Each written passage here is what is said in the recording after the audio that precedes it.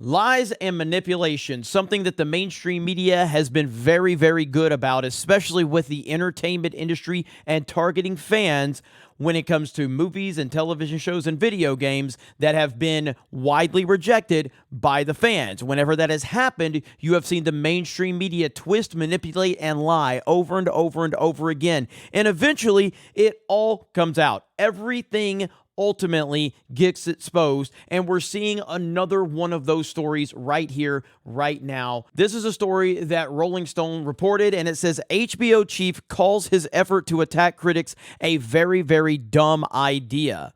The push to attack television critics through fake Twitter accounts became the talk of the entertainment world on Wednesday after it was reported by Rolling Stone. That's right. And it's not just isolated to this. It's part of a much bigger problem that's going on that we're going to cover. HBO head Casey Bloys says he's sorry for harassing critics on Twitter. First of all, he's not sorry. It's the same excuse every single time. Oh, I'm so sorry. I'm so sorry. After you were caught, after you were exposed, after you have been busted and shown, everyone has been shown what type of person you are. Now suddenly you're sorry. We don't believe you. We don't believe anything you say. Following reports of his plan to build a secret army of trolls to harass critics of HBO shows, CEO Casey Bloys admits it was a very dumb idea. During today's presentation about HBO's slate of upcoming projects, CEO and Chair Casey Bloys could have tried denying recent reports that he and fellow executive Kathleen McCaffrey concocted a scheme to target and harass critics who wrote negative things about some of the network's recently released series in the early days of the pandemic. Instead, though, Bloys opened up to the allegations of his trying to build a, quote, secret army of Twitter trolls, apologized, and insisted that he isn't the kind of person who would do that sort of thing now. Now, do you see the manipulation just in the very first paragraph of this article?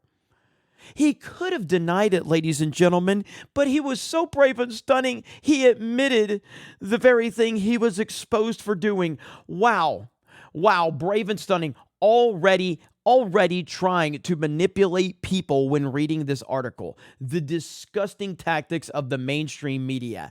And the reason I wanted to talk about this story is because no one's breaking any news. You know, network executive gets busted for creating fake accounts to go after the critics of show.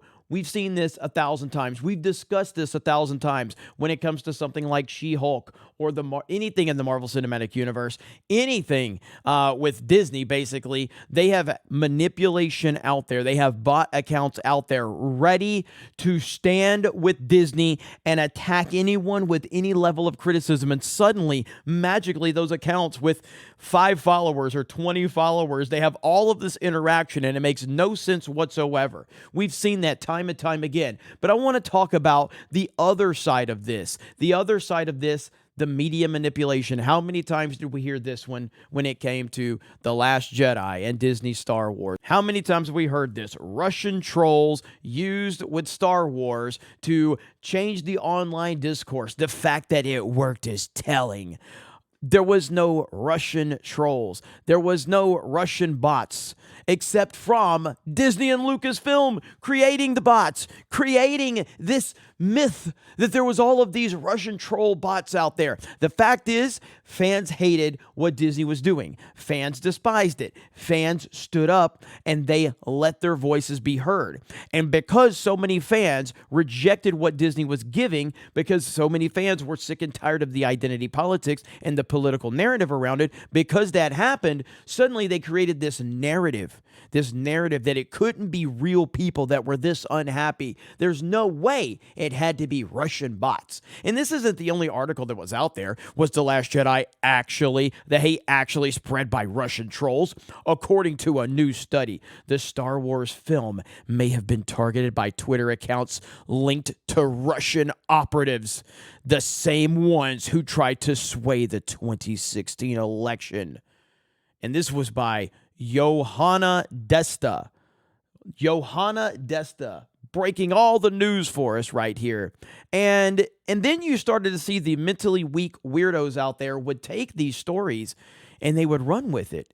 because there are so many mentally weak people out there that will buy anything that the mainstream feeds them.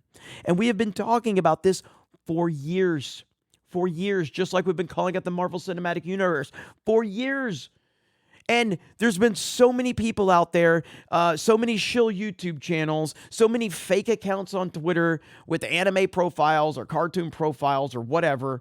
And nothing against anime fans. I'm not saying anything about anime fans. I'm saying that they use anime avatars to create these bot accounts and to go after people and to try and spin the narrative or the reality of what's going on by trying to twist that narrative and try to control that narrative. And it is failing miserably. And we've been saying this about the MCU, and now you have Variety coming out and confirming everything. And so those same shill YouTube channels that were calling everybody racist and sexist are now talking about the very thing that we've been talking about. And now you have all of these stories in the past of Russian bots and trolls and all of this. And now we get this exposed that the head of HBO, the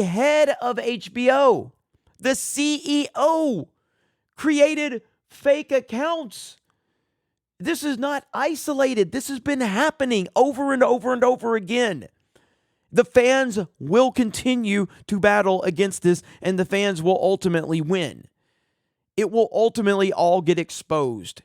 And sometimes it doesn't happen immediately, and sometimes it gets very frustrating, but ultimately you have to realize that all of this will get exposed. The house of cards will collapse eventually. When it's built on this many lies and this much manipulation, eventually it will collapse. So I'm very happy that we've continued to see this get exposed. And I'm very happy that the Marvel Cinematic Universe situation has been exposed. Just a few days ago, the head of Pixar, or one of the leads of Pixar, basically said, we've lost our way. Well, welcome to the last few years. We've been saying that as fans for several years now, that Pixar has lost its way. After you fired John Lasseter for giving hugs, you've kind of lost your way. When you hired LGBTQ plus C3PO activist, you kind of lost your way. There's nothing wrong with being gay. There is something wrong with hiring activists who their entire life is centered around pushing their agendas into everything. That is the problem.